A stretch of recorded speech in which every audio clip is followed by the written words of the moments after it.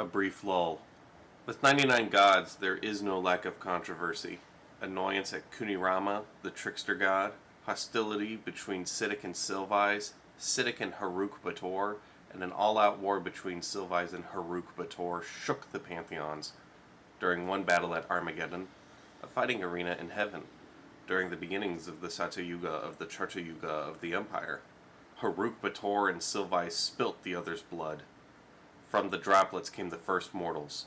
From Silvise came the elves, and from Haruk Bator came the orcs. They took their offspring to the Materium, though some migrated to other planes.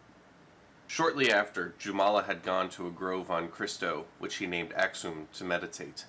He sat there, pondering, until he saw Silvise and Haruk Bator bring orcs and elves into the Materium. Feeling inspired, he crafted the first humans out of trees.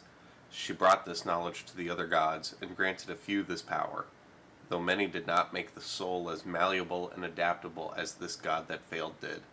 The gods had started to stick to the teachings of Anas Lawtalker, adopt the ways of the cosmic pirates, try to find a synthesis of the two, or find some new understanding and recasting of old ideas. Some simply, like Elazar and Pilar, didn't pay this conflict any mind. However, it seems like many of these gods followed Anas.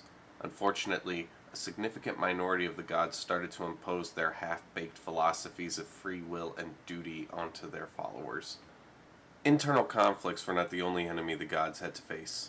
There was a second wave of primordials, and they looked at the gods' interference in the Materium with disgust, as the gods dared to blaspheme the creation of the Fortusian Everchange.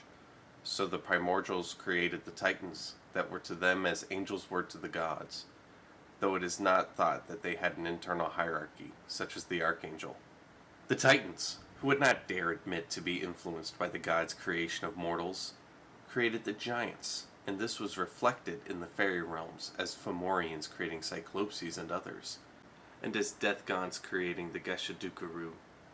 And so came the Age of Giants, in which many Nephilim perished, many worlds were lost, alien laboratories and structures became even more buried, and the Silver Dwarves, the Ancient Elves, the Goblins, the Tribal Humans, even the primitive Skookums, were each enslaved.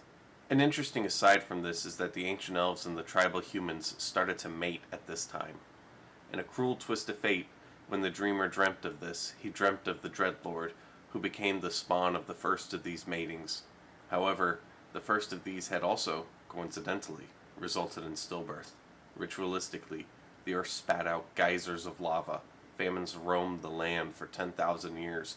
Giants went insane, and it was as if the other realities had receded. The last of the essence of the Dreadlord, which he had initially planned to be subsumed into something like the spawn of an elf and human. But that reality never was, and so we can never really understand what the analogy is actually analogizing, would not reincarnate the Dreadlord. Saturn, the sky god, devotee of Jumala, uncle of the half-brothers Heron and Odin, went into the Fortusian Everchange to confront the primordials about the giants. Cronus, the primordial of time, evaporated Saturn in seconds. His sons, Jupiter and Zeus, went to avenge their father and cut Cronus into mere particles, trapping those in an hourglass in the Basilica of Life. Legend says it will finish its turn when the gods finish theirs. Thus started the War of Heaven.